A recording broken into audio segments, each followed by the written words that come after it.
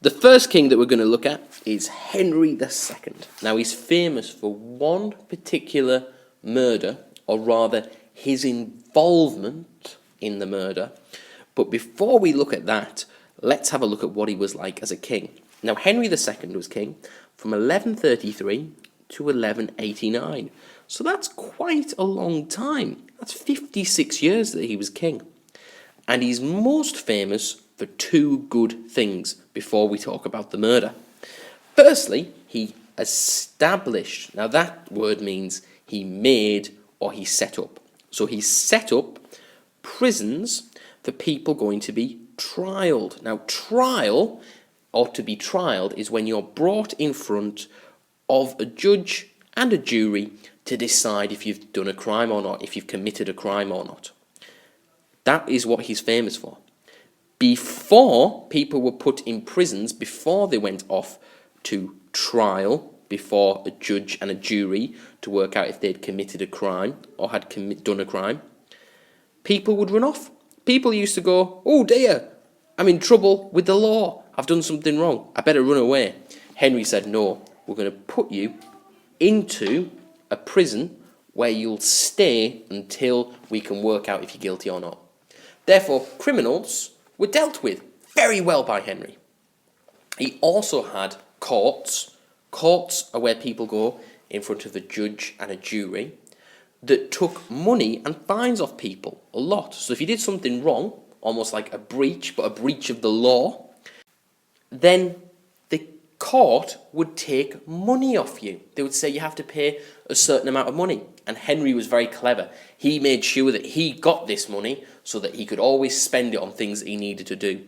So if he can always spend things on what he needs to do, he seems to be a very good king. He's got money, he's rich, and he's able to be effective because he can spend that money. However, it's the murder that everybody always remembers about Henry II.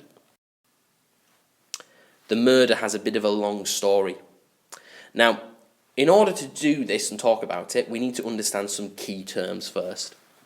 Now, church with a capital C doesn't mean the buildings of a church. We might think of them like buildings or churches. We often think, oh, church, that's a building. That's where Christians go for mass or for religious services. Church with a capital C has a different meaning. This means all those churches together, working together as one big religion.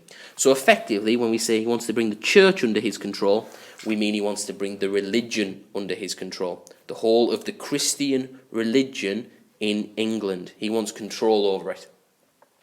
Now, his friend is a bishop. This is Thomas Becket. And a bishop is a very important person in the church, a very important religious person in England, Thomas Becket.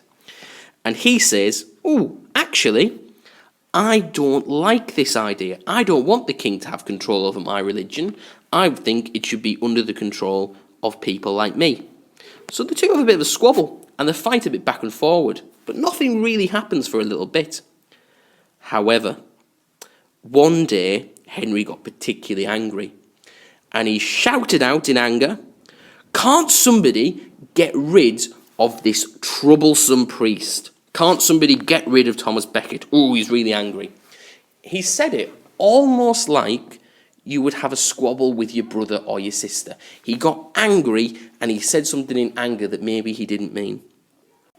However, when Henry said this, 4 knights, 4 very important people with swords and shields and armour heard Henry. And they thought, oh, the king wants us to kill this man, Thomas Becket. Let's go off and kill him. The king had never said to go and kill him. He was just said something really bitter when he was angry, like you'd say to your brother or sister.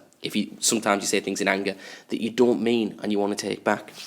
But the knights went and they killed Thomas Becket. And there's a really gory account written about how he was killed and all the ways in which he was hacked to pieces. Oh, very gory.